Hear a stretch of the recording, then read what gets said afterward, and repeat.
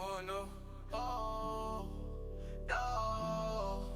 Oh, oh, oh, oh, oh. Step into the ring, it's the champion's corner time. Oh, oh, WWE, and they only break it down. We shine from the top rope to the mat, all the action, all the heat. Champions Corner podcast where the real fans meet.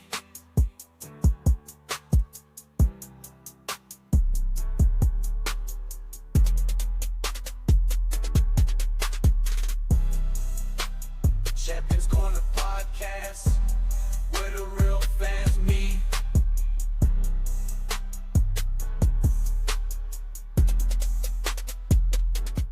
We are fresh off the heels of WWE's PLE. I still like to call it pay-per-view, but PLE Bad Blood live in Atlanta. Hey, we had a Jimmy Uso sighting, right? CM Punk survived the Hell in a Cell. Liv Morgan somehow walks out with the title. Cody Rhodes and Roman Reigns, they stand tall in hot Atlanta. Hold up the ones. They stand tall in hot Atlanta. And we had the final boss to show up in the building, in the place. And I think we all smelt what he was cooking. I don't know. Maybe there's some guys here that might disagree. It might disagree, but listen, you're going to find out we're going to talk about all things Bad Blood right here in the Champions Corner. Because guess what? This is where the real fans meet, right? We're going to talk about that right now. We're going to jump right into it. I'm excited. I have my esteemed counterparts here. As you guys can tell, we got the room packed tonight because we had to talk about Bad Blood. We had to talk about all that went down. We're going to start it off in the reverse order. We got to talk about this thing that happened between the final boss, the tribal chief, and the American Nightmare. We got to talk about it, guys. I want to talk about it. I want to hear every guy's perspective before I get mine. I'm going to try to be not biased tonight. But I'm excited about it. I want to go to Jacoby first. I want to hear, Jacoby, tell the people, just in case they're living under a rock, tell the people what really happened last night. Well, like I said that, right? Living under like that, though. I see what you did there. You know what? You went through that whole recap, and I'm surprised you didn't bring up your guy making an appearance in the announcement. Hey, listen. When it's your guy, I knew one of you guys were going to bring it up. So I didn't want to be that. I told you, I'm going to try not to be biased. I told you I was going to try not to be biased. I think I liked it. It was a perfect cliffhanger. You gave him just enough to say, oh, man, I got to watch what happens next week. I got to see what they're going to do next, which is exactly where you want the people to be. Because if you make it too predictable, some folks might tune out instead of tuning in. So I really like what they did. You knew something big was going to happen.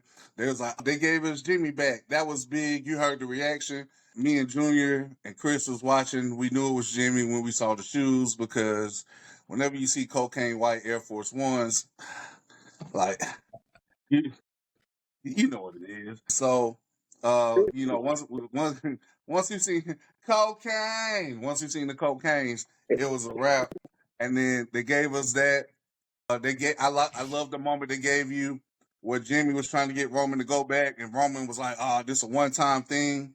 They went back, fought him off. You thought it was over then after he gave him the belt back, because I honestly thought he was going to just drop the belt at his feet. But it's a full-on face turn now, so he handed him the title. Then you got The Rock. I wanted him to talk, but that's what you want. You want to lead the fans, want more. I think it was a perfect ending. And then that still wasn't even the end of the show, to be honest. Yeah, we'll get to that.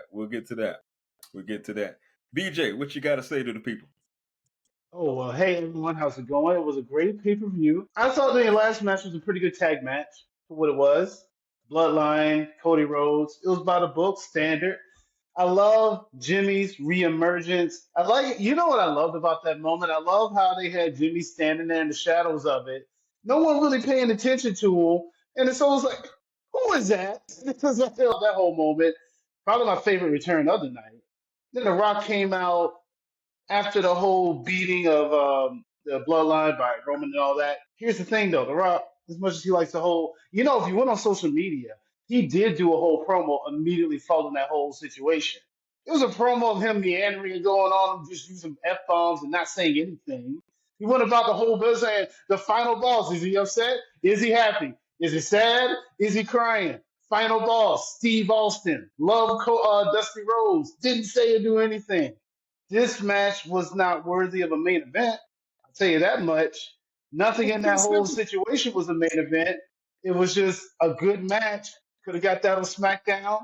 I love Jimmy's return, but it wasn't a main event. That's my only beef. It shouldn't have been the main event. On SmackDown?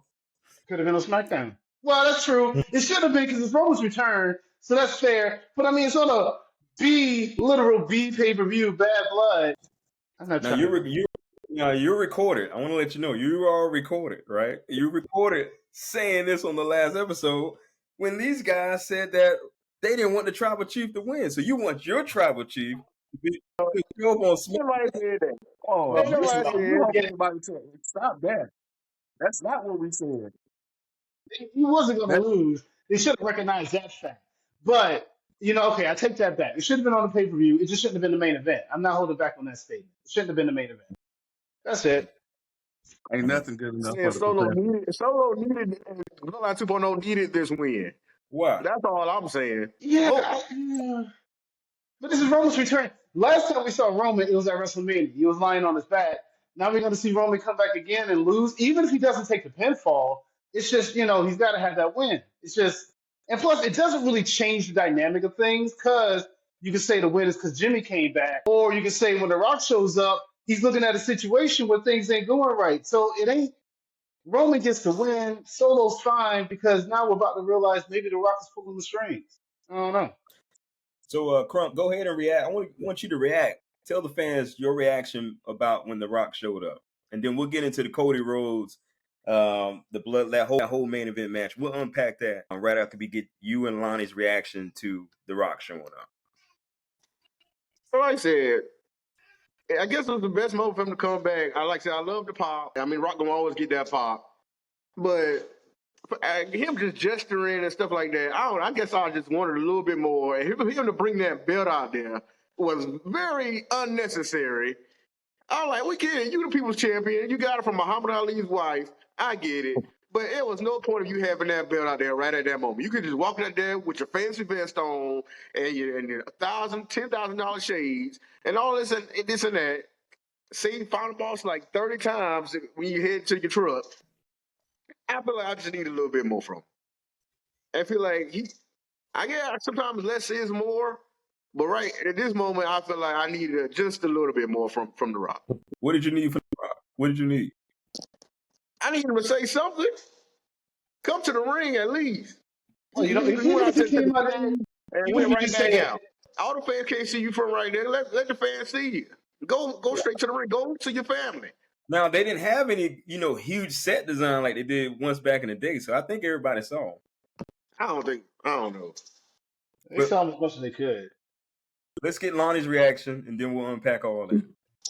Well, I'm going to say that I enjoyed everything I saw from that point on, from post-match to when The Rock came, because here's my few points about this. I look at things a little differently. I saw some things that I didn't hear mentioned here. First off, Jimmy came back, Roman's first match back, you know what I'm saying, and Cody's hometown. That's a lot in itself. What does The Rock need to do when he comes out other than his presence? If you do too much in that night, it's like, oh man, now we got to pick up. Secondly, I want to know, I want to remind you that when The Rock did come out, they did take a shot at the Bloodline, the new Bloodline 2.0, whatever you call them, in the audience, saying, let's get out of here. I want to know, why would they do that? So where does that play a part later down the road? So overall, I think that was good. I just don't believe you should do so much. I noticed Triple H's booking, he doesn't do so much at once. He keeps you guessing to come back. So if The Rock would have came out to the ring, in my opinion, and did something else other than, would it be better for him to stand in the ring and just don't do anything and then leave? Or just stand at the apron, the entrance, and then do this thing, send a little subliminal message and leave? That's just my opinion. But I think that worked out perfectly because now, like you said, like Jacoby said, I believe, it keeps you guessing more. Now, what's going to happen next? Now we got something to wait on. Now, I will say this, just to add my 2 cents, if I may. I will say this. The Rock's returning and the way he did it was a story in itself. The Rock is at a point now where to me, he doesn't have to say anything. Now, we can get into the backstage rant that The Rock went on, and I think that fits the final boss character because he's the final boss. What does he have to do? He said, I'm going to tell you, you'll know what the final boss is feeling when the final boss wants you to know, right? He's the final boss. But I want to ask this question to the room. So, we saw him at the ramp doing the gesture or whatever. Was that message directed to Roman or was it directed to Cody Rhodes? BJ, what's your... Well, first, I just want to clarify one thing. I'm not implying that it's a bad moment because The Rock didn't say or do more. All I'm really implying is that moment isn't a reason to make that match the main event. That could have happened, and it would have been something to talk about. And it's just Bad Blood. It felt like the Drew and Punk match should have been the main event. That's my only thing. As far as what that gesture meant, I think it's towards, I don't know, I didn't think about this too tough. I'm going to actually say it's probably towards Roman. But you know what? He was counting off 3. He's probably just counting off all 3 of the targets. It's like 1, 2, because at first I thought it was the 1 he was holding up. Then he went 2, and then he went 3. And I don't know, it could have been a different 3 where you take away 2 fingers, and that's how he really felt about the moment. I'm not sure, but I kind of felt like he was counting off his targets and realizing, all right, I see what I got to do. Because in the end of it, it's about that title. It's about being ahead of everything. I mean, he's already the final boss, but I'm pretty sure he wants to have a stake in his head at the table thing. I think it was at all 3 of them. And whoever else is going to be a part of this whole smorgasbord. Go ahead, Lonnie. I just want to say, I heard something else really quick that said, he said the final boss 30 times. Ain't no different than him saying The Rock 30 times. The Rock says, The Rock says, you know what I'm saying? Ain't no different. You know, but I will say that, you know, I like the fact that, you know, I like where we at with it. And to going back to who is that message to? I have to agree with BJ and say I think it's towards Roman more so, but I think it is also to Cody because Cody has the title. You know what I'm saying? Because remember the last time they was in the ring together, he said, I'm coming back for your title. Essentially, I'm coming back for you and your title, right?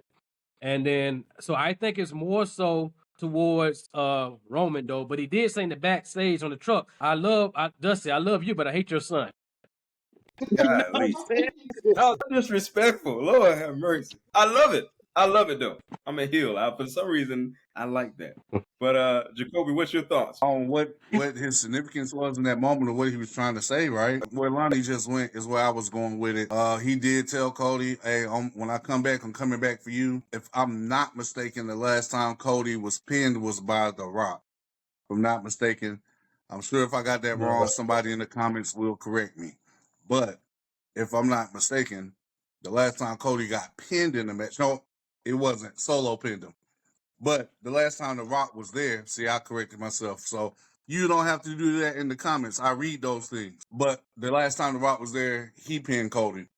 And like Lonnie said, when I come back, I'm coming back for you. I do like BJ's point of view of the 3 targets in the ring because he did mention everybody in his rant on Instagram. So again, that's the beauty of this. You can go so many different ways, which is why this was the last part of the show. The Punk and Drew thing was kind of the finality. So I'm good where that was at, but this had to be the end. This is what all the stars are. This is the main event story on SmackDown. And then you throwing the final boss on top of that. It's like having a good sandwich, but you adding another piece of meat on it or something. You know what I'm saying? Like it deserved it. It was going to get that spot because 1, Roman was in it, and 2, The Rock was in it. So if they're in it and then the WWE champion's in it, bro, they're going to get that spot. So I know nothing's good enough for the professor. I know that was supposed to be the last spot. I think The Rock was just saying, Cody, I pinned you before. I'm going to get you again. Yeah, I'm sure he got a target out on all 3 of them. I mean, it's coming down to that. We all know where it's going. But I just hope the follow-up is much quicker than I ain't got to wait on The Rock months from now. Now, just to be clear, the 3 we're talking about is Cody, Jimmy, and Roman, right? Just to be clear.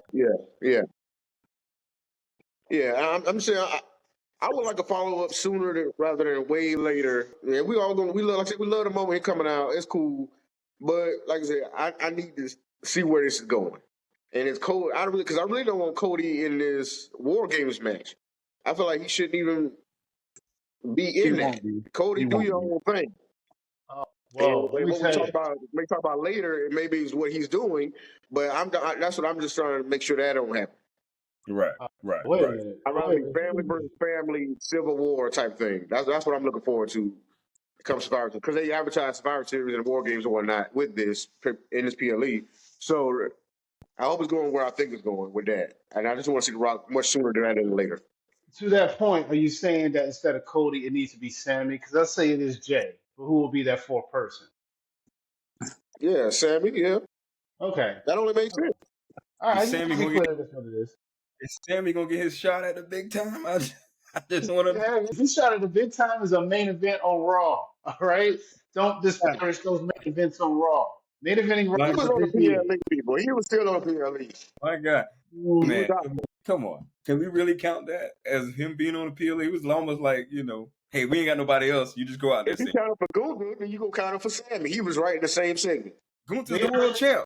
they are making So what? these shows after the pay per views pretty big deals because they're trying to build off pretty good matches when you look at the show after the pay per view, and sometimes even the go home before the pay per view. They're trying to encapsulate the must see TV in those moments. And Sammy and Cool, Gunther's a good enough main event for Raw. cool. Final thoughts on the final boss. He's the final Uh, boss. he's the most What you say, Lord? electrifying man in entertainment. He's the final boss, man. I mean, that's essentially it. The most Hey, electrifying. just yeah. What as much as they care about attendance and highest gross in arenas, the one thing they care about more is viewership. And the Brock is going to continue to bring eyes to the product. So they're going to sporadically use them to give them that boost, along with giving other talents the rub to elevate them. So this is a smart, calculated move by the company to make sure that you're looking at the weekly program as well as the PLEs. Of course, they want to sell out these arenas, but again, you make more money from viewership than you do attendance because the viewership leads to these big billion-dollar TV deals that they get. So it's a big picture thing. It's a good for business. Oh God, I can't believe I just said that. No, I said it's good for business. I didn't say the other line. I didn't say it. I He's didn't got say this. it. But it is I good didn't for say it, business. son. What's wrong with saying that? There is no harm in Oh, saying it's good for business. Jacoby has to say. We need Jacoby to say. Jacoby, you have to. I gotta say it. Anyway, Yes. It's best for business. It's best for business. Business. It's best for business. Listen, ladies and gentlemen, The Rock, the final boss, whatever you want to call him, he is best for business. I personally believe that, like Lonnie said, this is setting up so many doors that we can go. We can go so many different places now that this moment happened. I like to look at it like this was the boogeyman letting you know, hey, I ain't forgot about you, Cody Rhodes.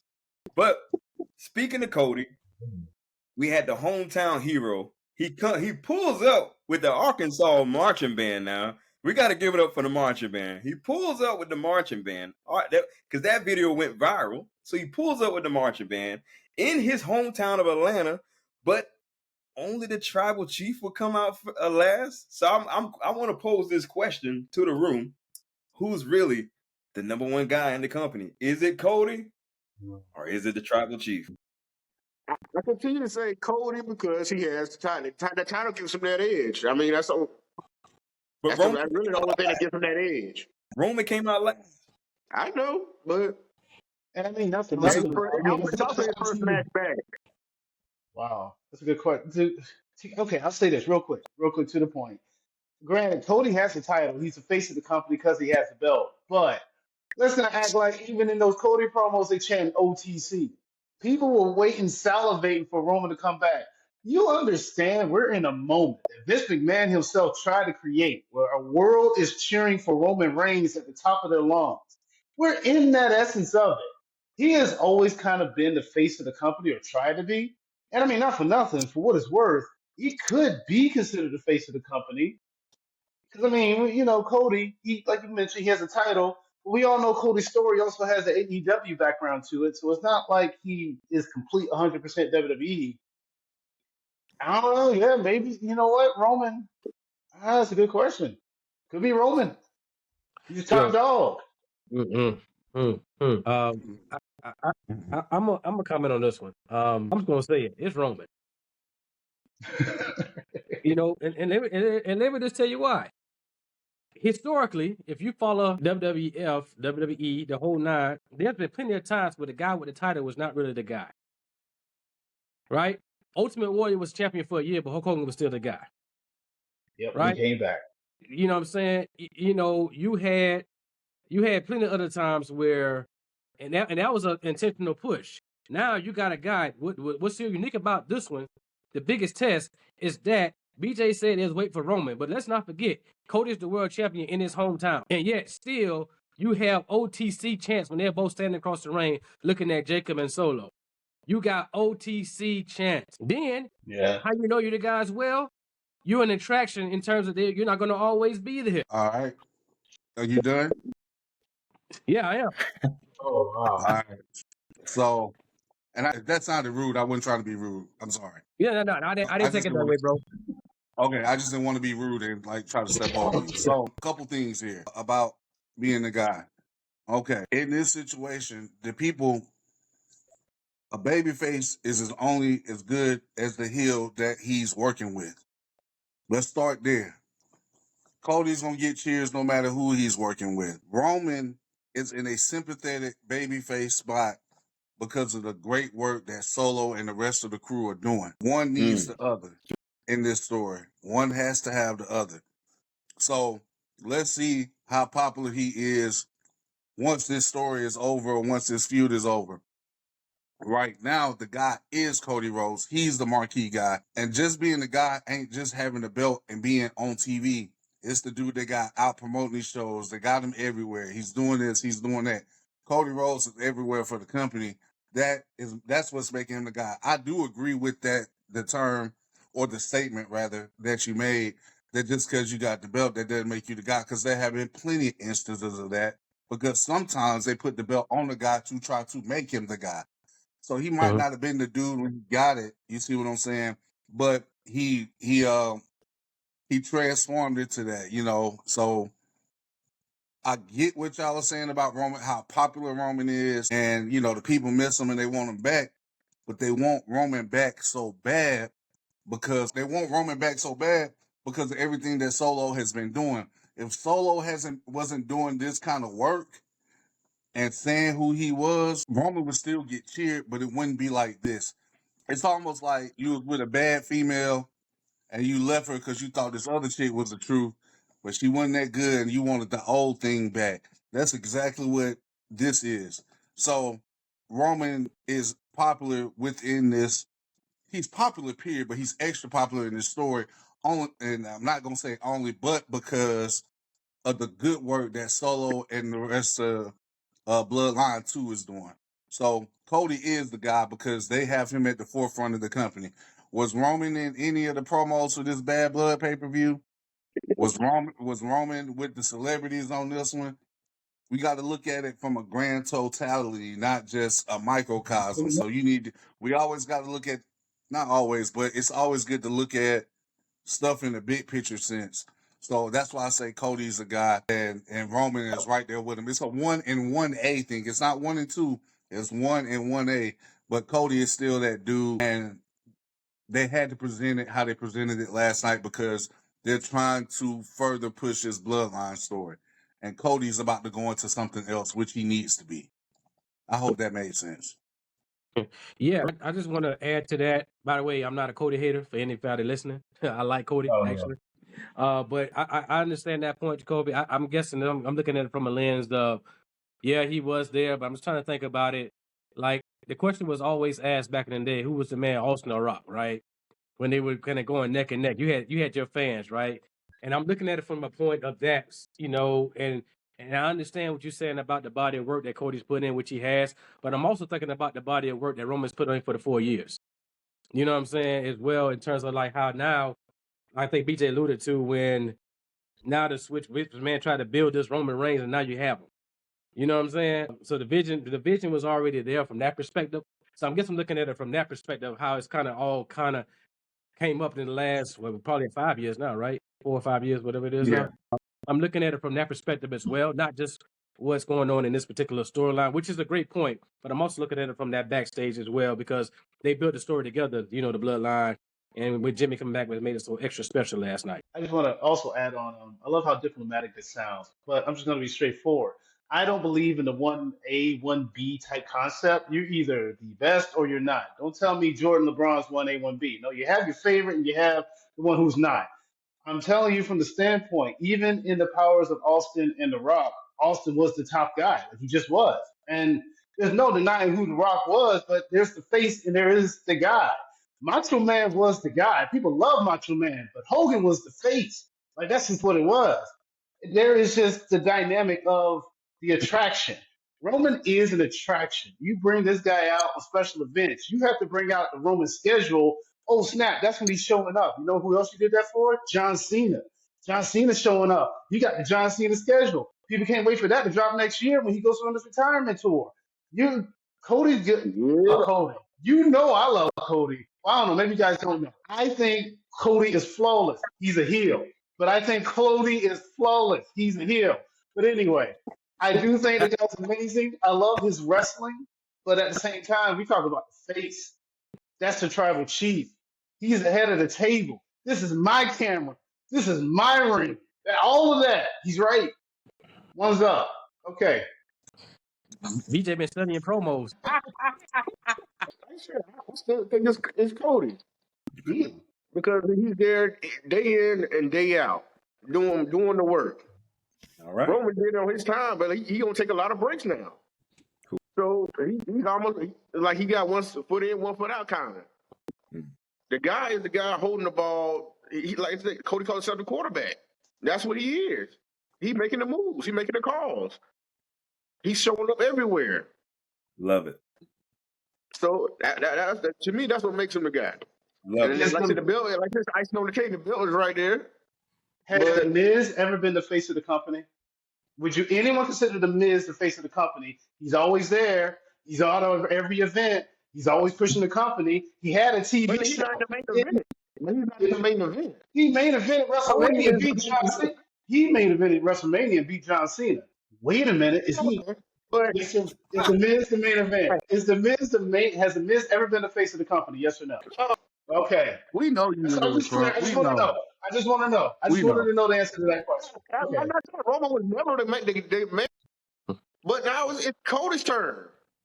Cody took the ball and he's running with it. Yeah, it is. That's all I'm saying. Seth Rollins, right? Seth Rollins. I hear you. Same argument, but never that guy. Never that guy. There's a guy, but never that guy. Be Seth Rollins over and over. What are we talking about? Cody is the one in these main events constantly, and he's gonna continue to be. He's the face. He's on all the posters. I gotta add something here. And look at that Saturday Night Main Event. That poster right there. Roman is in the little box. The person right in the middle is Cody Rhodes. Hey. I'll show you right there. Hey, I'm sorry. This is a funny. Roman is to the side of that. This is a funny. I gotta add. He talking about the Miz now. Nah. Look, I like the Miz. I do. He may not have been like the man, but that man been in the Marine movies. He got movies, right? He got movies. Movies, television shows, hosting shows, 8-time Intercontinental Champion, was like 20 days from breaking a record. Double Grand Slam champion. I just want to throw it out there about the Miz. You talking about the Miz. I'm just saying, don't forget the man's body work. That's all I'm saying. I don't feel like it's no hate on the Miz. I don't think Joe saying there's no hate on the Miz, but he wasn't the guy. But what about okay? It was still. The thing with the Miz was they was putting the title on him to elevate him. That's what they were doing. He wasn't the guy. They wanted to elevate him by putting the title on him. Sometimes the man makes the title, and sometimes the title makes the man. You better say that again. And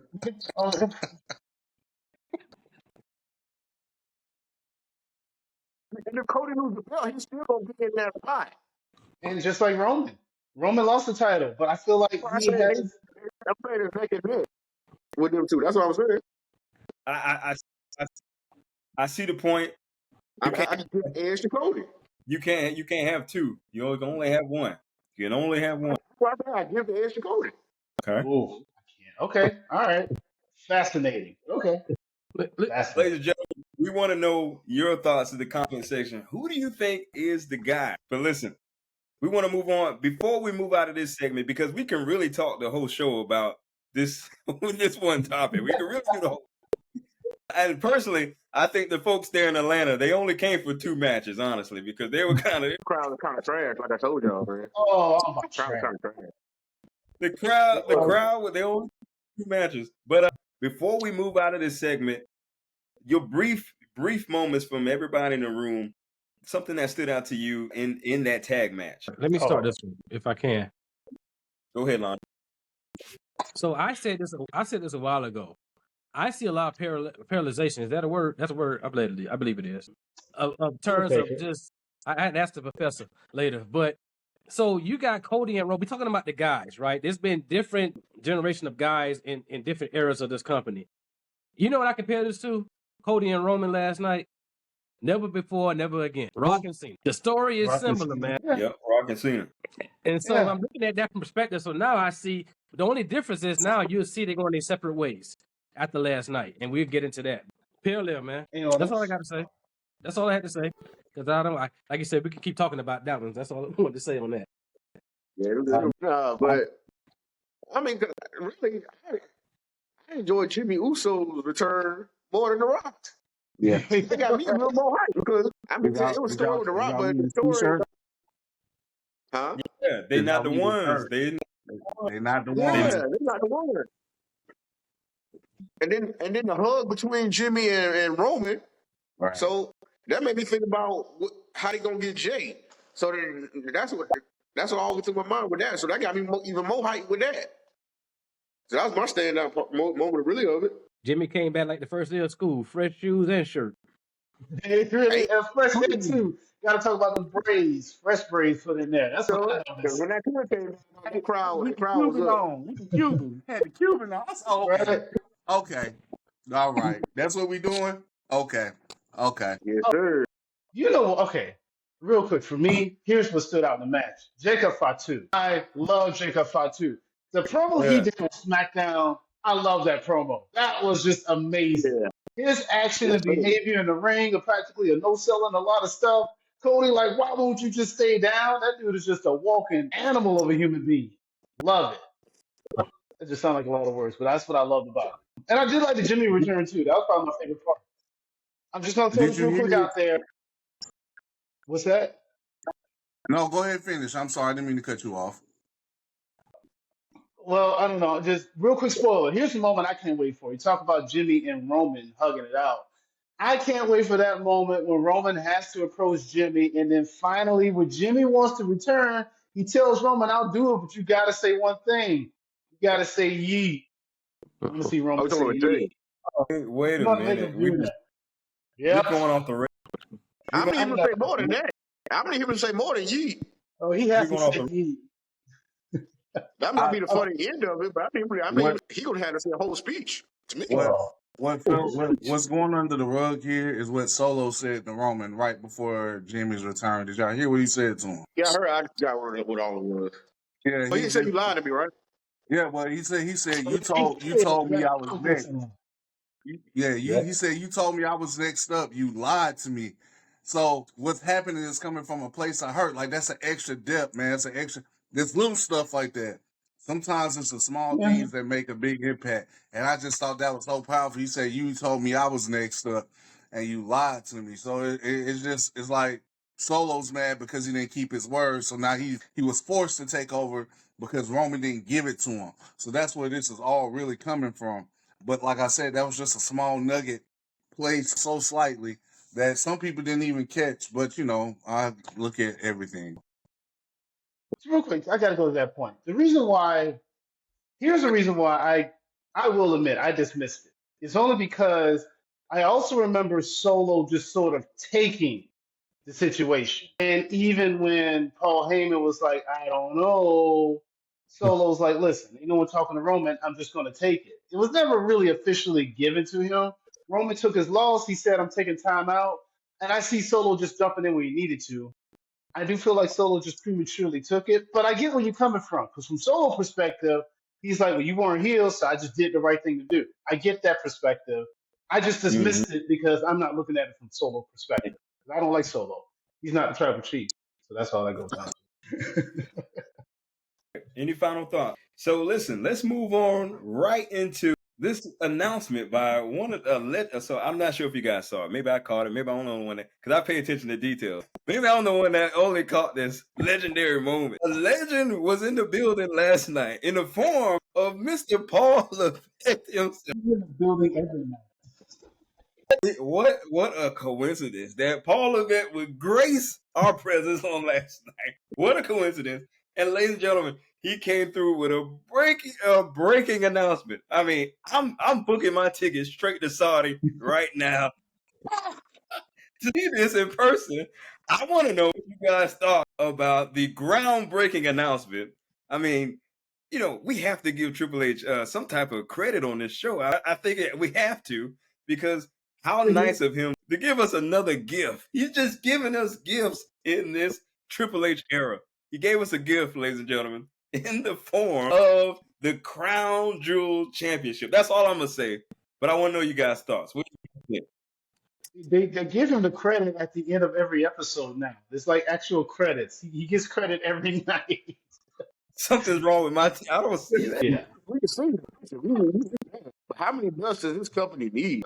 Let's not talk about belts now. AEW got like 30 of them. That's a lot of belts. They got a belt for Too each. many belts. Oh, okay. They were talking off of that. I got a real question. What is the official name of Cody Rhodes' belt? What is he called? Is he called the Undisputed Champion? Is that the name of that belt? The undisputed Okay. WWE champion. So undisputed usually means there's no argument. This is the champion. So wouldn't the belt that him and Gunther are technically fighting for, wouldn't that be the undisputed championship? Or do I just not No. understand how words work? No, that's not how that works at all. That belt It's is created. undisputed. That's still no. The belt that they're fighting for is specifically for overseas, for that show in particular, and for all the money that WWE gets paid. They should have a belt just for that show. It's no. They It did might as call well the be greatest another. role ever. Braun Let me, Strowman won. Professor. Hold on, Professor. Hold on. Braun They Strowman might has as the well. title. This might as well be another King of the Ring or any kind of tournament trophy, Andre the Giant Memorial Trophy. It's specifically for that event. No different than what the Speed Championship is. It's for that event specifically. So they're going to present it as something big because both of the champions are fighting each other for it. But you got to give people a reason to tune in for these overseas shows. Case in point, and I'm sure y'all heard it, when he even mentioned the Saudi Arabia show, that got booed. It got booed. So a lot of people don't even tune. A lot of people don't even tune into that show because they feel like it's a glorified house show just for overseas. So how do you generate excitement for this show? You put both your world champions, male and females, against each other for a title specifically for that show because you want to get viewership on that show. They are getting paid a ton of money to go there. But again, what did I say earlier? You got to follow me on the journey. Viewership is what really makes them money. So they need everybody watching. So they got to put something at stake. More people normally watch shows when something's at stake. So that's why it is. Cody's still the undisputed WWE champion. Gunther is the world heavyweight. I wish they would stop calling it undisputed. Just call him the WWE champion because all these other names make it convoluted. I get it. You know what I'm saying? Because old girl called it the Universal title last night. I said, baby, that's done. That's done. Yeah. You know what I'm saying? But no, that's a nice looking belt. I can't flex. But that belt is specifically created to generate viewership for this show that a lot of people don't like the fact that WWE does. But when you're getting paid 15, 20 million to go do a show, I'm doing the show. Like, it's happening. Yeah. That's what that's about, man. I ain't going to take up that much time. No, I get that. No. I get that whole perspective of it. I'm just talking about the terminology undisputed. I get the whole money making. That goes without saying. They just look. They King of the Ring. The first world champion, Seth Rollins, when they brought that belt back, it was crowned at a crown jewel type show. Instead of place of this, what they could do? Talk about generating. They're talking about possibility of mid card women's championships. You can have a tournament building up and the championship match at the crown jewel event. You could do that. I'm not arguing whether or not it's for money. I'm just speaking of the terminology of the word undisputed. I just thought that was the irony of it. You're actually Well, having the two world I champions thought that fight, was and then the irony I is undisputed. was expecting them to introduce that. I thought those were the women mid card titles under that veil last night. Until I seen the podium and the podium said Crown Jewel, I was like, well, that's not it. So Yeah, this is one off. Yeah, that's right. Exactly what I thought it was. yeah, I would say, to me, it's just bragging rights, because you got Raw and SmackDown top champions going at it. Just bragging rights. Another way to say my brand is better than yours. And to Jacoby's point, you're getting paid to go over there. So you're talking about 50 carats of jewels or whatever they said. I knew Saudi Arabia paid for that when he said that. You know what I'm saying? Yo, almost like Triple H gave them his belt. I mean, Okay, moving on. Here we go. Moving on. Now look, all I'm saying. So I already knew. So it's just bragging rights, and I think they say it's going to be like an annual type of thing. I think I might have heard that somewhere. yeah, every year. It's like it is. Okay. So yeah. So now, BJ, you lose the tournament. So if they keep the tournament going, let's say if they continue to do King and Queen of the Ring over there too, or that event like they did for what's the other Saudi Arabia show called? It was King and Queen of the Ring, right? But there was another one previously before they started naming that one. I think they did Yeah, an it elimination was. chamber over there too. I can't remember. But the point being, is this going to be an annual thing? It's just bragging rights, man. Because think about it. Not to get ahead of the topics here, but we already know what Cody gonna be doing after this match in Saudi or before it or whatever. We already know. Well, going to Well, Kingsman I don't Coldberg, know. but we're not going to go into all that. But I'm just saying, Wow. we are so bragging rights because certain things going to happen. Hey, real quick to that point, who is?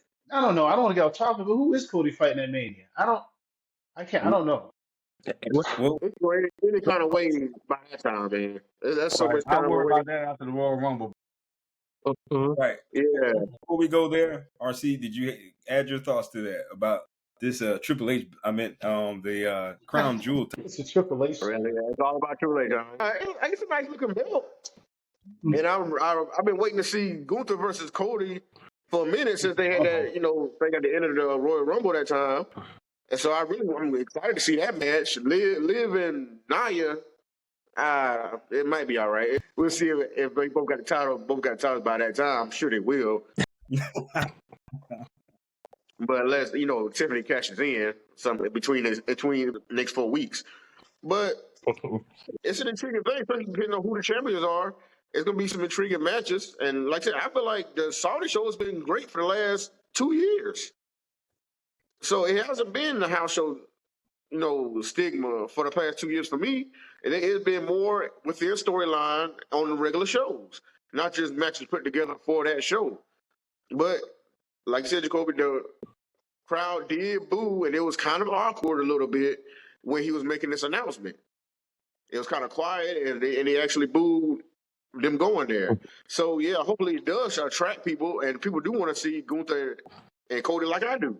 So I'm looking forward to it. Like I said, because that's a match I am looking forward to seeing. People are going to watch it.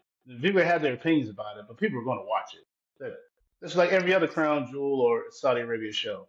I call it Blood Money because it sounds to be a funny name, but I watch them anyway. So Absolutely. The reaction from the crowd was a little stale, but I think they only really came for 2 matches. Like I said, they only came for 2 matches.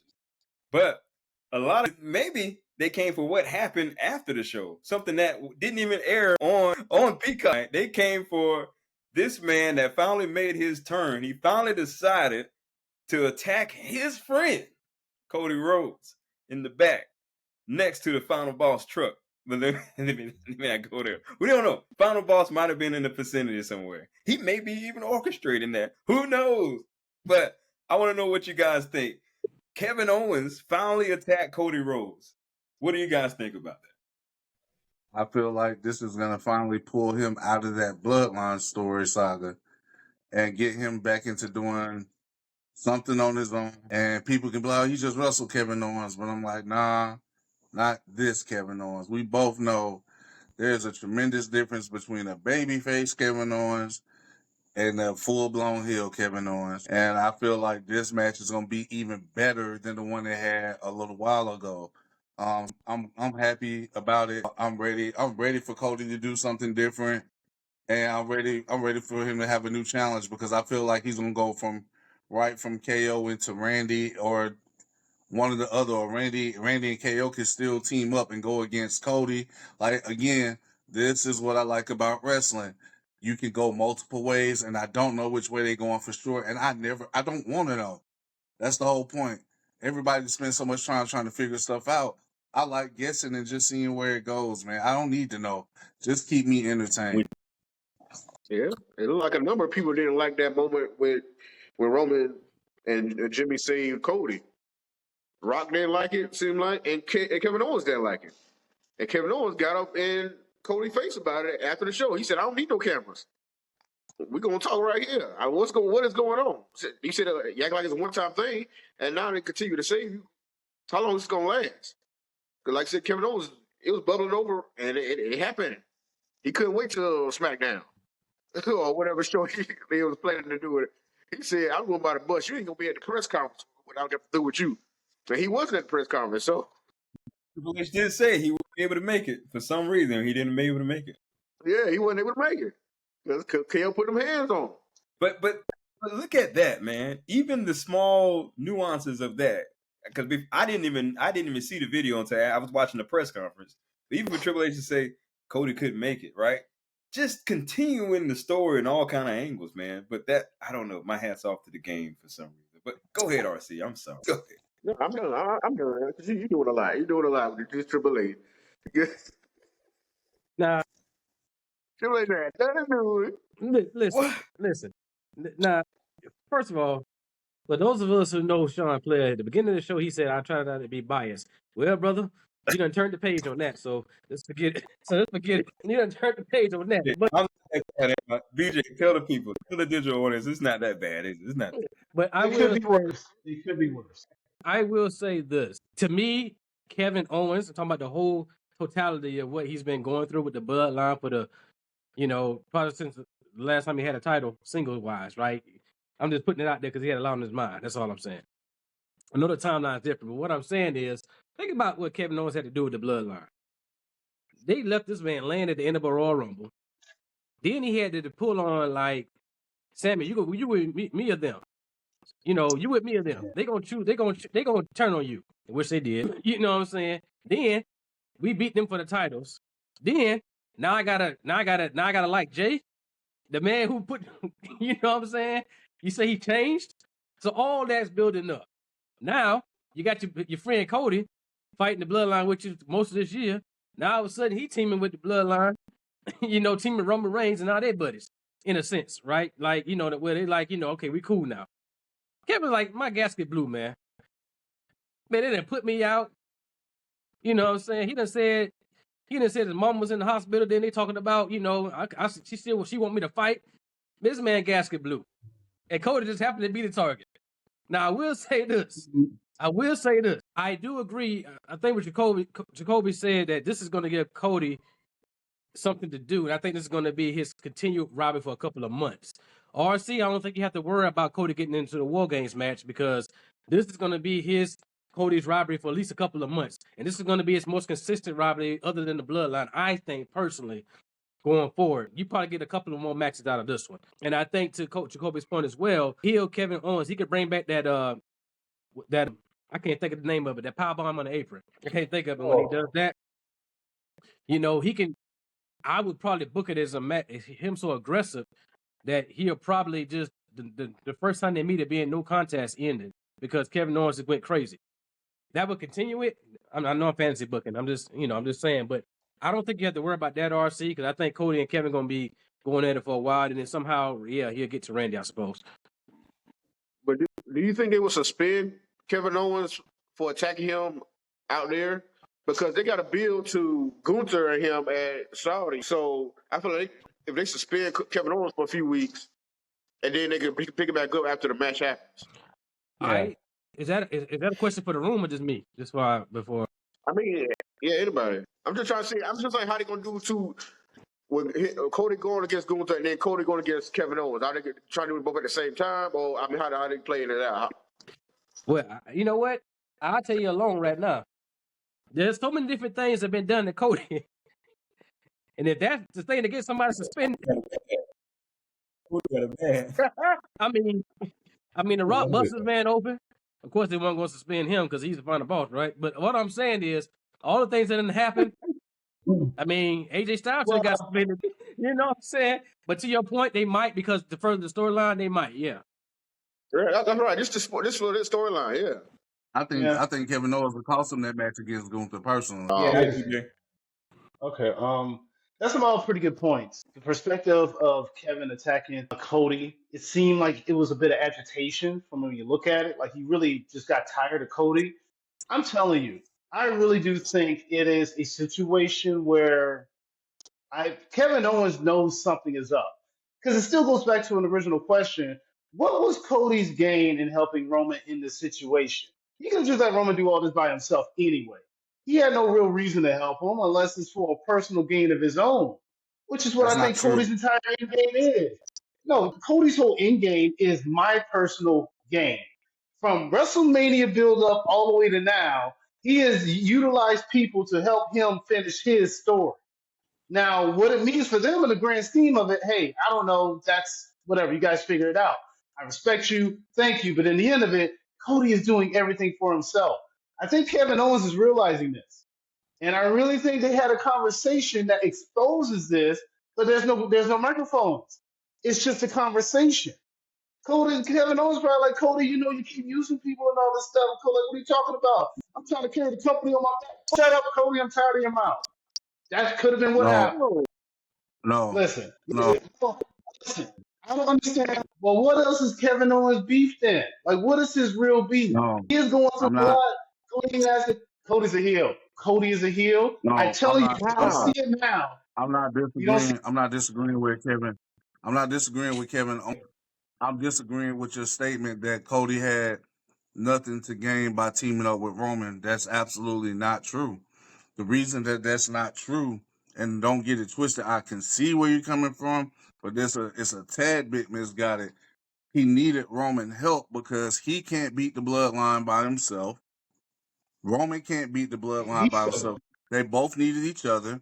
And on top of that, the Bloodline was after him in his championship. So actually he did have a reason to team with Roman. They are coming after his title. That goes into your personal game point.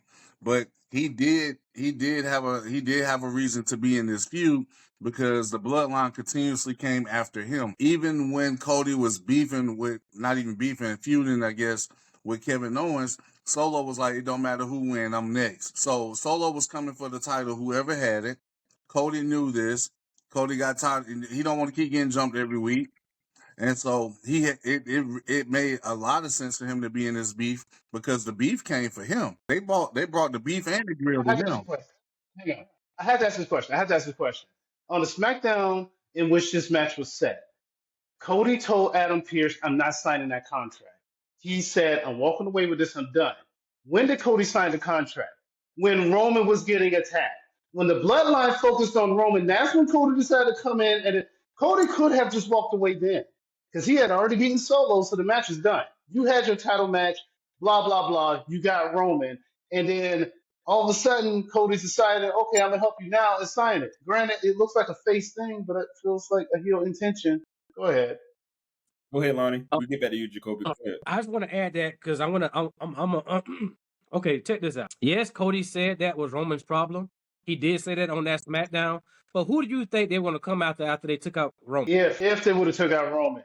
Bro, even doing that, they still have to worry about him. Bro, it's four of them. They're going to take out Roman, and they're going to go right back to Cody. Let's not forget, another reason why Kevin Owens can be mad, they can never beat the Bloodline. Whether they team with Cody, whether they team with Randy, they always get beat by the Bloodline. And it's because the numbers multiply. It's one of those old sayings, keep your friends close, but your enemies close. Go ahead, Jacoby. I don't trust that. What Ditto to what Lonnie just said. Exactly. Even though he said he was walking away from it, again, what I was talking about earlier, you got to go with me on the journey. The big picture. Cody knew once they finished, because they had already beat down Roman before. I don't care how super Roman is with Jacob. Maybe if it was the three, but when they add Jacob, you know it's not going down like that. So as soon as they was done with him, they coming back for the title because the title was always the focus for Solo anyway. Remember, the whole point of Solo doing what he was doing was saying, I got to get the title back because Roman wasn't man enough to keep it. So it's always been about the title. So Cody was going to always be a target. So that's why he had to step back in because the party wasn't going to stop until they got the belt off of him. And so Cody was like, he made an executive decision. I got a team with this guy because if I don't, they're going to come get me too. So again, it's a big picture thing. I hear your big picture thing, but I'm still looking at this even from Kevin Owens' perspective. Big picture. Why are you helping Roman? You mean to tell me Cody didn't have these same conversations with Kevin Owens in that same respect? Hey, if I don't take care of him now, they can keep coming after the title. Well, of course they're going to keep He's coming after you helping for the Roman title. to help Just himself. hang on. He's Just helping like Roman to everyone help else in the himself. locker room. Hold on. Just like everyone else in the locker room is going to come after you because you're the champion. That's what comes with being a champion. You get a target on Not your the way back. that the bloodline come at you, though. I don't care. Bloodline. I don't care if it's American males, American Alpha, Team America, whatever they call Wow. themselves. Wow. I don't care if it's the United States. I don't care who it is. Real talk. When you're the champion, you walk around with a target. That's the reason. That's the burden of being a champion. So I don't care who it is. I hear what your case is. I hear the case. It's just okay. So you get rid of the bloodline. You gonna tell me now Cody's gonna go the rest of his reign without a challenger? That's the thing I don't No, like. I I just get said that, but at the same time, it's the way they come at him though. Other challengers won't come at you the way that they were coming. The bloodline comes with a gang mentality. Some other people are gonna challenge you one on one. It might be some other underhanded stuff, but the way the bloodline comes at you is a completely different way than a regular challenger would come towards you. There's levels to it, there are differences to it, and there's many more ways to go from there. But the way the bloodline comes after you won't be the same way somebody else comes after you. Go ahead, RC, jump in. Exactly. And that's why DIY and the Street Profits were trying to team up against the Bloodline in the ladder match. It's the same situation. People are trying to team up against the Bloodline to take these people out, take the whole, pretty much the family out, really, because Bloodline been terrorizing them since 2020. Really, before they, because it's a family thing. a house But divided that's why can't they continue to stand. team up against them, but it's not been successful. Hold on, So you have to team up with somebody. dude. If you have the bloodline infighting with themselves, that takes care of the threat itself. That's the thing. But Again, Roman ain't gonna let do them it for infight. himself. Well, you That's eventually. He wasn't there then. He just got back. Okay. Well, that sounds like a Jay. And now he's gonna That handle sounds it like a Jay. himself. That sounds like a Jay problem. That sounds like a Paul Heyman problem. That sounds like a Sami Zayn problem. That sounds like a Cody Rhodes problem. But apparently, it's a Cody Rhodes problem. So okay. well, You not know now. what? I must say, I must agree. And I hate to say it. You agree with who? Even Triple H said this is not about your story, Cody. He said that in the beginning package. Wait a minute. Hold on. Hold on. Hold on. Okay. Sean, we know you like Triple H. All right, sign. We good. Now. I'm just agreeing. I'm agreeing with Okay. Now, my point is this.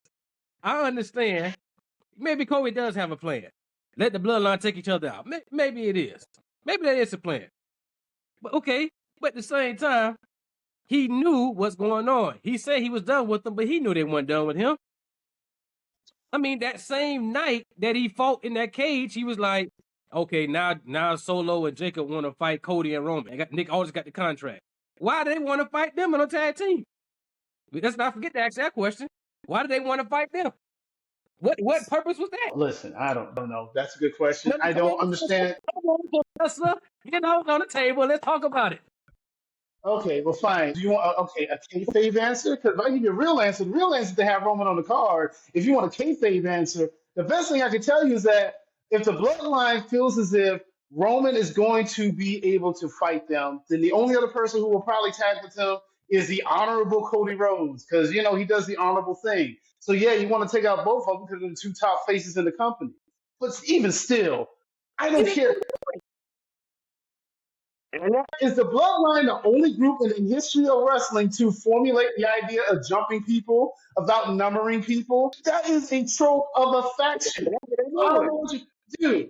Seriously, DX, NWO, I just Four Horsemen. There are a litany of groups I can go down the whole road where they made their reputation of beating the crap out of people as a unit. You walk into this thing as a unit. What is it? In Game of Thrones, Robert Baratheon said, "What is stronger, 5 or 1?" And the answer is 1. One fist, one unit, one army, one mission. That's the one. When all fists turn One into bed, all one sound. fingers turn into yeah. And they the ones. What we talking about? Well, Okay, my whole point is okay, Drumline, one band, one sound. I get what you're saying, but what I'm trying to say is, listen, that was you just proved the point of when him saying it's a group that's going to take somebody out. So why wouldn't you try to get the upper hand and then be like, okay, look, after this, maybe I can let them go do their own thing and take each other out. So if they do have a plan to do that, then what, right? Because you know those numbers, like they say, the numbers don't lie. It don't matter who teams up with them, man. When they get, you know what they do? When they get overpowered, they bring somebody else in. That's what they've always done. You know what I'm saying? So why not get the jump start? You should be able to catch up on that as somebody who's going against them. You'd be like, okay, we know they got somebody else lurking around. We got to try to take them out before they keep multiplying here. You know what I'm saying? You got to get the upper hand on them. And that's the whole point, I think. I don't trust And even with them too, it still wasn't enough because Jimmy had to come back for them to win. So you still had to get some more people. So that's another reason why they needed to form. And you saying Cody's a bad guy. He came out to do the right thing for Roman. He always comes out and saves everyone else. How is he a heel? He's doing He it always for coming out to help. Sometimes you got to make sacrifices even to put your own perspective into play. Dude is doing everything for I'm telling you, we can't see it now. But a baby face does. When we look back at this a year from now, from a year from now, you guys will be like, "Wow, you saw it. You was right. You was right. Cody's a heel. We didn't see it." When they build it up a year from now, I already said it. He helped Roman to help himself. I already said that. He helped Roman to help himself. So that's the end of that, though. But he the only one had something to gain in that. Roman had something to gain. That's why it helps both sides. That's why he helped him. Yeah. Things are getting hot here, ladies and gentlemen. It's getting hot. We want to know in the comment section. We want to know from you guys. What is Cody Rhodes' real MO? I tend to lean more to the side of the professor here because Cody Rhodes was kind of heelish in that promo. Now, let's not forget, he was kind of, if I had to look at it, if I was blind like Stevie Wonder, I would have said Cody Rhodes is the heel. But he said what? What do you mean? What did he say? His actions alone says I'm a heel. What? And then Ask Kevin Owens. He'll tell you what he said. BJ's not the only one to say this. Undertaker's on record saying Cody Rhodes is a heel. There's a lot of wrestlers on record that saying Cody Rhodes is actually more of a heel than he is a face. But that's to be. We'll find out. Brian Danielson said he learned to lie from Cody Rhodes. That is a true statement. Brian Danielson said that. He learned to lie from Cody Rhodes. Okay. Hold on. But Cody's actions have shown he's the baby face. For now. That's not our argument, though. Our argument was not Cody being a heel. The question is, why is he helping the Bloodline? That wasn't even that. We're not disagreeing that he's not a heel. And you talking about a year from now, if he's a heel a year from now, that's not fine, but that's not our argument. We talking about why is he helping the Bloodline. Cody Rhodes was like this from Fatal Fury. He's trying to be head of the table. You can put a picture of that up, son. Put a picture up of Cody Rhodes and Geese Howard from Fatal Fury. That's who Cody Rhodes is. If y'all ain't never played Fatal Fury with the Bogart brothers, that's a classic fighting game. If y'all don't, do y'all know Geese Howard and Cody Rhodes are one and the same? When he did his hair like that, I said, "Oh snap, Geese Howard is wrestling." And you can thank me later when you see the picture of Geese Howard, because that's Cody Rhodes. Love it. A lot more to unpack in that situation. We're looking forward to see what is going to happen with Kevin Owens and Cody Rhodes. Will Randy Orton stick his head in this business? We'll all find out soon. I'm pretty sure it won't take long to find out. But let's talk about both of the women's division. Let's talk about their matches together. Let's first start with Nia Jax and Bayley, and then we'll move on to Liv Morgan and Rhea Ripley. Fellas, what is your take on the women's championship match between Nia Jax and Bayley? And why haven't Tiffany Stratton, why haven't she cashed in yet? Because We'll Tiffany start Stratton with no, go ahead. We'll start with you, Jacoby. because Tiffany Stratton gonna cash in on Monday Night Raw. That's just my opinion, and it might end up being her and Nia at Crown Jewel. So that's just the way. That's a plot twist. Ooh, That's just the way we can go. That's just the way we can go with that. Shout out to Nia Jax. That one. They got to pay you for that. They need to pay you. I'm trying to get on that payroll. I promise. But I don't know. I think both their matches were pretty good. Some things didn't go as crisp as they wanted, but I knew where they were going. I wasn't mad at it. But a lot of people was watching the match just to see if Tiffany was going to cash in. Nia killed it with the Undertaker sit up. Like it was what needed to happen happened. You know what I'm saying? The finish was crazy. Looked like she murdered Bayley. Not as bad as she murdered Michin, but it was still 187. And I was good with it. Shout out to Nia Jax, my future baby mama. Go ahead, Crow. I was hoping Nia retained, and she did. But like I said, with this crowd, they was itching to see Tiffany cash in. I mean, that's the only thing they was interested in with this match. Nia was trying to pull off some luchador moves in there a little bit. She tried to do a Hurricane Rana. She tried it. Maybe she'll perfect it next time. I don't know if she's gonna try it again, but she tried to get that off. And when Bayley was trying to hit the powerbomb on her like she did at SummerSlam, totally in sync. Right. But they got to the finish, and like I said, once Tiffany got out there, it got really interesting, and then the ref really played a part in this. Especially when Nia fell on her, and she was out for a minute, and then Tiffany came out there. She saw the briefcase, grabbed it. Nia popped up, like I said, like the Undertaker. Like, girl, what you doing now? Hold on now. It's gonna be the last time you tease this. I told you what you can do, and you keep trying to come at me with this. And so, yeah, that's why I really like what you're saying with Nia. Well, Tiffany cashing in on Raw and Nia versus Tiffany, because that would go straight in the storyline. Like I've been saying, the Saudi show has been doing, going into storylines more with their shows, and that will play perfect with this. I don't know how Liv and Dama feel about it. Yeah, right. That'd be a good question. It was a really good match. I liked it, but I like Bayley. Nia's always a good wrestler too. The cash in, I don't think Tiffany's gonna cash in that night. Again, I'm sticking by my guns. I don't care. I'll die on this hill. Tiffany's not cashing in until after the Rumble. I just feel that way. I thought if Tiffany is gonna cash in, it would be against, but I don't want to get into why I don't want to think so just yet till we talk about that match. But yeah, other than that, I thought it was a pretty good match. The whole Hurricane Rana spot they tried to do wasn't too bad. I like how Corey Graves kind of swept that up as, she shifted her weight, which is legitimate, because that could knock Bayley off because she did shift herself. Like I said, I thought it was a really good match. Probably the best women's match of the night between the two, Nia and Bayley. Yeah, you give me that 4 times over. Put on good matches. I would say all great points, brothers. I would say, yeah, they did miss a couple of spots, and that happens in wrestling. And I didn't think Tiffany was going to cash in yet as well, because I still think there's some meat on the bone with Nia and Tiffany kind of butting heads. I think it's going to be I know the crowd is behind Tiffany, but I think they need to get behind her a little bit more in order for that cash in to be more memorable, in my opinion. But I will also say the placement of that match, it followed the Hell in a Cell match. So yeah. Just for the looks of it, that match might have went about 40 minutes, Hell in a Cell, maybe somewhere around there. But what I'm saying is that was a tough. It's always hard to follow an anticipated match that delivers. And I think for what it was worth, I think they did pretty well. Yeah, they missed some spots, but I still think they did really well together. So props to Bayley and Nia. Yeah, absolutely. I think it was a fantastic match, and you're right, Crump. The people were waiting to see what Tiffany Stratton was going to do, and so I'm interested to see how all that's going to unfold. And Nia Jax continues to elevate her game. I'm really happy for that. Let's move on to the Bonnie and Clyde couple of the industry right now.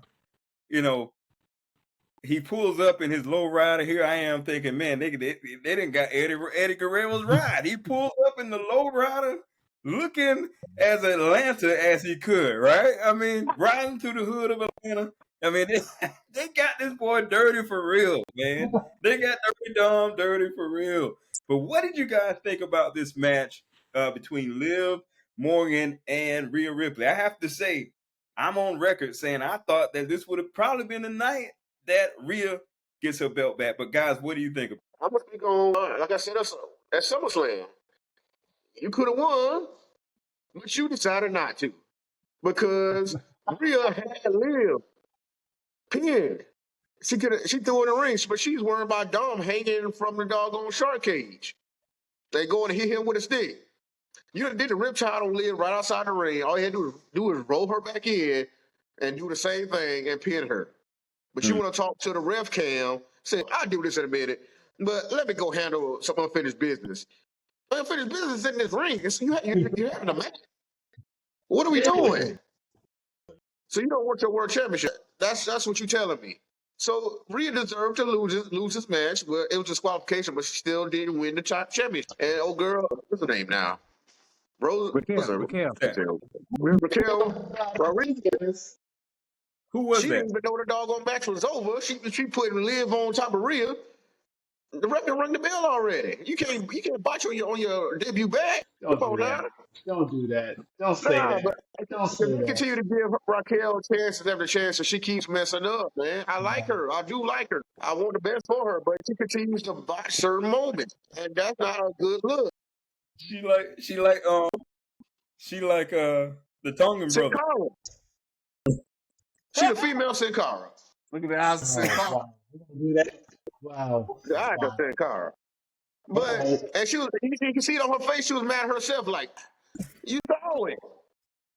I was like, oh, come on, girl. I just got to be clear. And the most, I'm just saying. And then Don was distracting the fans the whole match.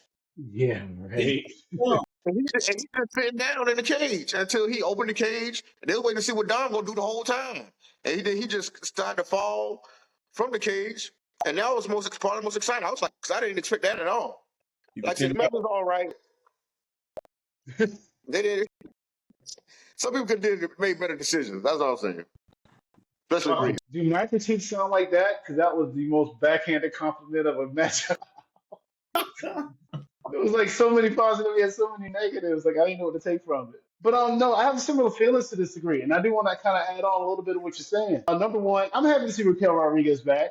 I don't blame her necessarily for the whole ending, but I want to go to your point about Rhea not taking care of business in the ring. I mentioned this on a previous episode when we were talking about NXT, how Trick Williams and CM Punk were talking, and CM Punk, who's a special guest referee, told Trick Williams, hey man, I'm rooting for you, but I'll be down the middle. I mentioned that I didn't like CM Punk saying I'm rooting for you. This similar thing happened in this match where Rhea's telling the referee, hey, I'm going to go take care of business. The referee saying you deserve it. You were supposed to be biased and keep this match in a very sensitive ring. You telling her to go outside the ring and do something, she deserved to get hit by a random person. Referee, I don't like that referee. Yeah, Rhea taking her mind off of the whole situation is ridiculous. I get you want to beat up Dom, but who you helping? I'm glad that Rhea lost. I know this feud ain't over.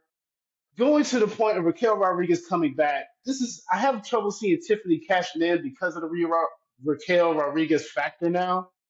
She seems like she's going to be kind of a roadblock in a way.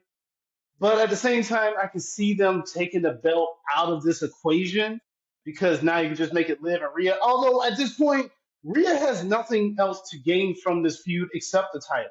She lost the Judgment Day. She doesn't want that back. She lost Dom, but she doesn't want that back. The only thing she has left to get back is the title. So that's why I can't see Tiffany coming in and taking it because it just, I guess, I mean, unless you're fine with the feud ending this way. Yeah, but I don't see that happening. But okay. Match was fine, by the way, but it just wasn't better than the previous women's title match. Okay. You want to go, bro, or you want me to go ahead? You got it. So I didn't really enjoy the match like that. I just felt like, to RC's point, I think Don was a distraction. When he fell out that shark cage, I thought it was a wrap. When he got caught by his leg, I was like, oh my goodness. You know, but that's the challenge with those types of matches, good or bad. You know, I just felt like there is a distraction there because the camera's gonna keep going back to what he's doing. His reactions to his face kind of takes away from the actual action in the ring. And by the way, let me clarify. When I say it's a wrap, I don't mean like bad. I mean like he might have got taken to the back because he might have fought. You know what I'm saying? They caught him by his leg pretty good. You know, I thought something might have got pulled away. He kind of hung there, but going back to my point, to RC point too, Rhea, what are you doing? You had the match won. You can hit him with a kendo stick after the match and show him that you got the belt. You know what I'm saying? And then whoop him with that. You know what I'm saying? And also, I am glad that Liv won because I feel Rhea, she's a champion for over a year and she only lost because of injury. So I mean, I think Liv needs to get something like that. And now with Raquel being back, which by the way, Raquel got a lot of beef with Rhea anyway. So that's not out of the blue. You know what I'm saying? That's not out of the blue. Because Liv and Raquel were tag team champions. And Rhea took her out. You know what I'm saying? So it's like, Rhea took her out. So it's like, I'm not surprised by that, but I think this gives a point for Liv to keep building. And now Rhea and Raquel, remember now, currently on Raw, it might seem like that Raquel's the only person who can match Rhea's strength. So for them to continue that story, it kind of takes Rhea away from the title for a while, and maybe she'll get it back before Mania. I don't know. I'm not the one booking the show, but I just glad that Liv continues as champion. Personally. Go ahead, Jacoby. The match was so. I did like the part where Dom fell out the cage and was hanging by one leg because that was really a callback to when that happened to Rhea a couple of weeks ago. Even though that was a mistake when it happened to Rhea, they turned it into something. So I really liked that part. The screwy finish was what it was, but that was crazy because I was like, wait, isn't this a DQ? And then I was like, why is she putting her on top? That's not how that goes. But nobody's perfect. I've botched stuff in the match, so I get it. But that is your big return moment, so you kind of want to be on point. But I did not enjoy that match as much as I enjoyed the other ones. This was probably my least favorite match on the card, outside of Dom riding in real OG style. Yeah. Awesome.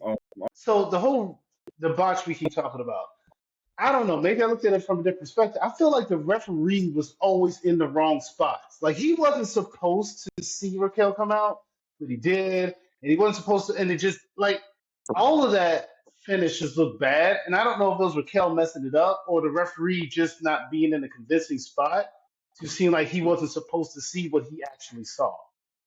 We'll find out in the next episode of WWE 24. Oh my gosh. This is weird. I don't want to blame Raquel for it. That's all I'm saying. I like Raquel. Fellas, what do you guys think about the rivalry between Finn Balor and Damien Priest? Where does this go from here? Back to Raw. Maybe main event. Now, that should have been a Raw match. If we wanted to, that deserved to be on PLE. That should have been right on. That was a Raw match. That was a Raw main event. That as much as they talk about that feud, nothing there. It was the pre-show. All right, I would have been fine with that too. I just want to say on that part that they're gonna get better with that because let's just be honest. Let's just be honest and get it out there. After SummerSlam, that was one of the most hottest things going on. One of the hottest things going on to see what was going to happen because we was anticipating that turn. Let's not forget, as much as people wanted to see that match, it was overshadowed by the two big matches last week. They only came matches. So you can't say put it on Raw. Look at what they had to go up against. So I wouldn't say put it on Raw. I understand what you're saying, Professor, but I wouldn't say put it back on Raw. They had a heck of a thing to go up against. It was a Bad Blood. Yeah, they have a Bad Blood feud. Yeah, I get it. Well, they should have put a stipulation of some sort besides just a regular match because Too soon. Well, you saying there's gonna be more? Yeah, you had a Hell in a Cell. You got a Shark Cage. You got WrestleMania entrances. You got too much going on. No, I'm saying though, you're gonna have Finn and Damien do another match. Are they gonna do another one, or should it just? They have to. The betrayal was that betrayal was months in the making. You can't just have one off match with that. But Damien, won. If Damien lost, then Damien won. That's the thing. Damien won the match, so it's like at this point, what has Finn got left to prove? The Now Finn, he hey, the one Finn turned. Balor hit him with that Braun Strowman. I'm not finished with you. But they still got the tag titles. I guess the only other thing Damien can do is take the tag titles from him with a partner. Nah, I don't know. I just think I think it's I mean, more. I think they got a couple more matches in them. I mean, because the Judgment Day is not going to. They can't just jump out of that one match and go to a new rivalry. I mean, Judgment Day still gonna come after them. You know what I'm saying? It's not going to end just like that. You got to take something from them. Only thing I think they have is the tag titles. But no, he beat him though. Yeah. Like he beat him. But cost him those titles just like he cost you your world title. Right. But who's going to be the tag champs? Like that's the thing, They got right? options. I mean, They got plenty of options. Well, I don't get options, but You can put that on anybody right now. There's a team. You can put down America. You can, what you call them? You call them American Made Alpha. You call them 3 different names. You can put it on them. You can call them 3 different names. American You males. can put it on them. Put it on them. But then you got the YS6 thing, I guess. I don't know. Nah, they gets no titles. No, I'm sorry. No. Yeah, I believe that too, but I don't know. I don't think they should get a title either. YS6 shouldn't have any belts, but I said the same thing about the Fiend. You saw what happened there. Who are the tag teams on Raw? Nah, they get no titles. Not right now. Not right now. Not right now. And the way he was hitting Finn Balor in this match, I was like, God, dog. Even the commentator was saying, knock this man teeth out. Where they, bro? I'm telling you, Jimmy Priest, he coming with the fire behind his fist, boy. I don't know what's going on. He was mad for real. Them soup bones. You thought he'd never team with this man ever. I was like, Lord, this man, he done took this rivalry personal. I mean, and I thought Finn Balor was coming with the win. He got the doggone coup de grace like twice, but got caught the last time. I was like, come on, bro. Jimmy Priest should be kind of weary at the end of the first two, and then got the last one.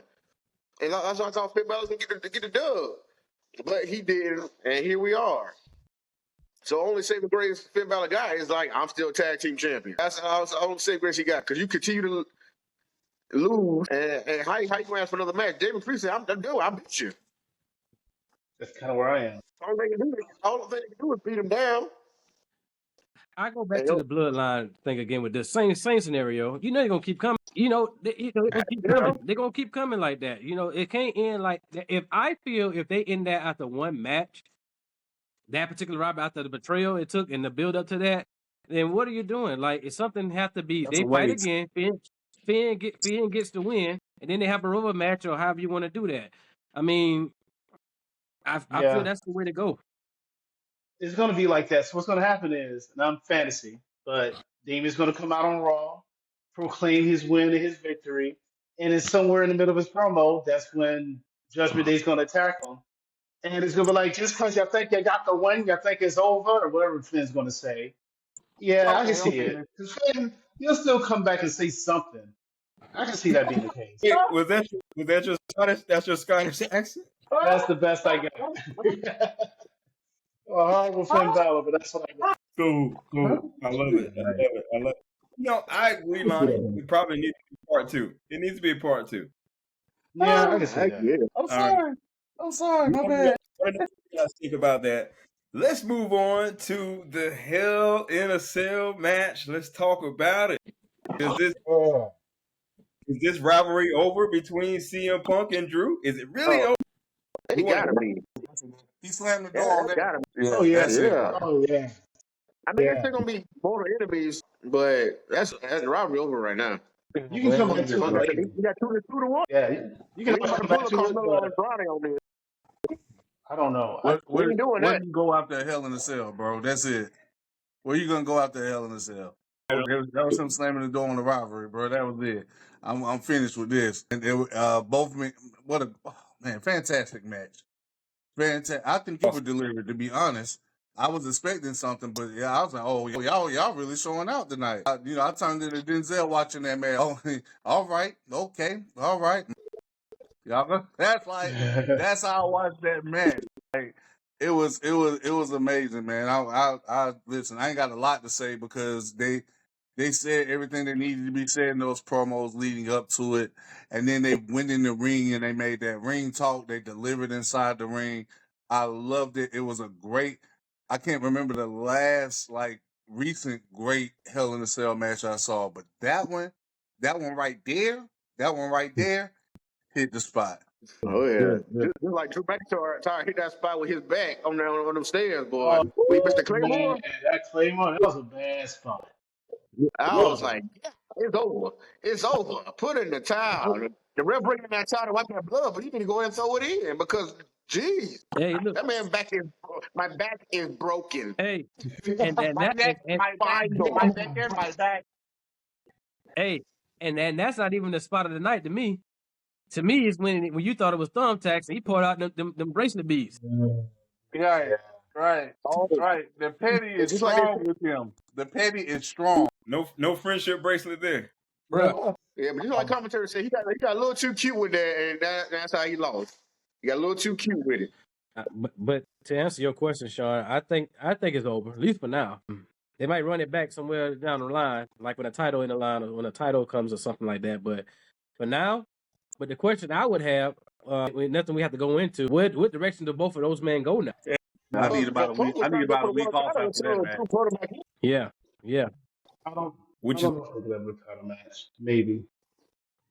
I just feel that after previously, specifically with Undertaker Hell in the Cell matches, if he won the match, the person he fought went away for a while. For the most part, So I don't know if Drew's going to go away for a while and then come back, or Punk. I don't know. But yeah, it'd be something interesting. They took us on a ride for like 8-9 months, and most of it was outside the ring. So absolutely. But to me, Robbery of the Year. I mean, hands down, in my personal opinion. Opinion. Absolutely.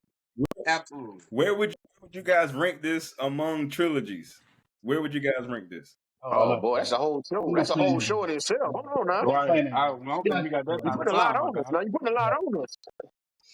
Listen, I told myself two things. I wasn't going to put this in any type of greatest Hell in the Cell conversation or any type of greatest triple, because I don't know. There's so many in wrestling. It could be up there, it could be down there. I don't know. But just real quick to the question, is the feud over? For now, yeah, I would imagine so. I think even Drew has to admit it's over because he lost a big match.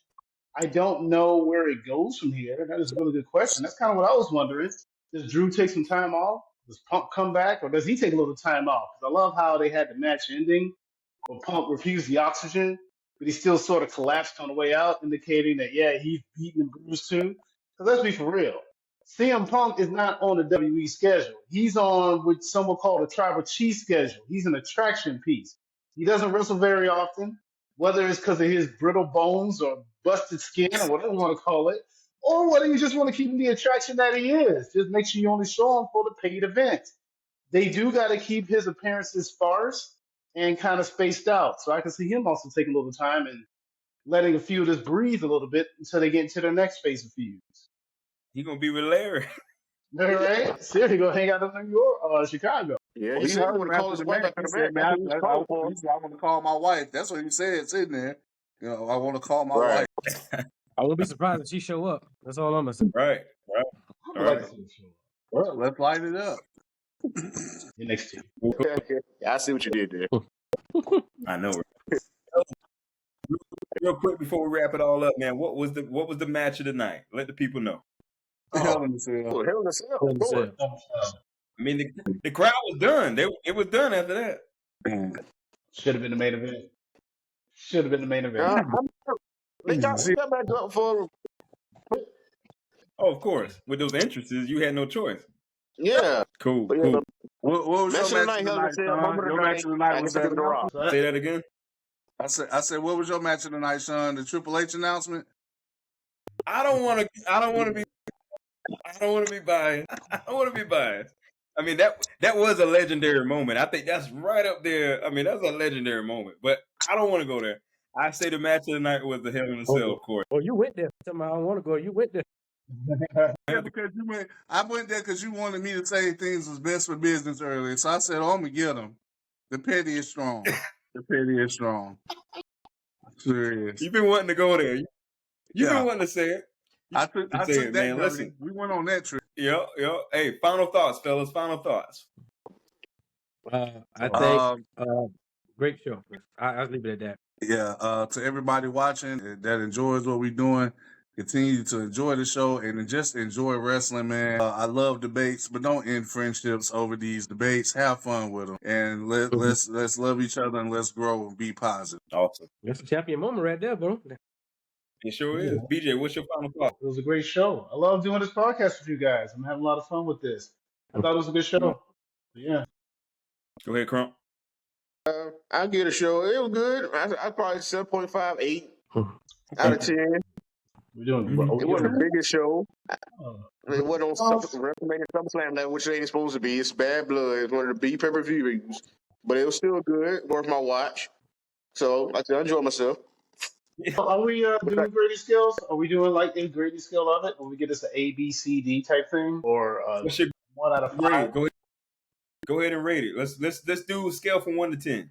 Scale of 1 to 10. Oh, a scale of 1 to 10. This is definitely a 7. 7. Cool. Yeah. I would say 7.5. Yeah, I was leaning towards that. Okay. I'm a roll, but you know what? I'm a roll with Big Lonnie on this. I'm gonna get about 7.5. Okay. Cool. Well, yeah. 1A, I 1B. agree. Go ahead, Ron. Oh, yeah. I just want to give a shout out to the girls, the big three. You got to talk about the whole team, Jade. That's supposed to be your girls, ain't it? You ain't let me get to it. What's next? Naomi, Bianca, what's going on? Next, those are my girls. They held it down. How about the MVP of this whole entire moment they had back there is Chelsea Green. She shows up. It's Chelsea. I was like, dang, she took a shower. After Friday. Hey, she's a star. She was a star, bro. I like it. They held it down, man. They held it down. They did their thing. So, and shout out to all the legends that were in attendance also. Yes. Including Goldberg. We didn't talk about the Goldberg thing too much. Yeah. We don't need to talk about Goldberg. that. I kind of wish you did get into that a little bit more, because that was a whole interesting moment. Atlanta loves Goldberg. They love Goldberg. Fantasy booking. Just real quick, you guys think Gunther and Goldberg is gonna happen before the year's out? No. I'm not feeling Can't it. do that. I'm not feeling it. Goldberg's son looked like he was ready to go. He better go back to Colorado and get on that field. Oh, yeah. He might be in a performance. Yeah. But Gunther held his own. I love hearing him talk and how he was very disrespectful. I love that. I love it. It was beautiful. It was a beautiful moment. We come to the part of the show. We want to hear from you. We want to know exactly what you thought about Bad Blood. What did you think about The Rock's return? What did you think about CM Punk and Drew McIntyre's vicious Hell in a Cell match? What do you think about the overall show? And what did you think about Triple H announcement? We want to hear it all in the conversation. We want to hear it all in the comment section. You got what you want to add some final thoughts, Ron? What do you think about that shirt you got on, man?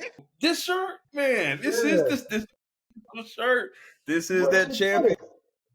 Yes, sir. We're gonna have to tell people. We got it from we got our own store, ladies and gentlemen. Champions Corner has its own store. We'll post that in the show notes. You'll be able to get that merch. It's going to go live in November, right in time for Black Friday. But go ahead, get some of this merch. It feels good, looks good, and it's best for business. This has been another of the Champions Corner podcast. We'll see you on the next one.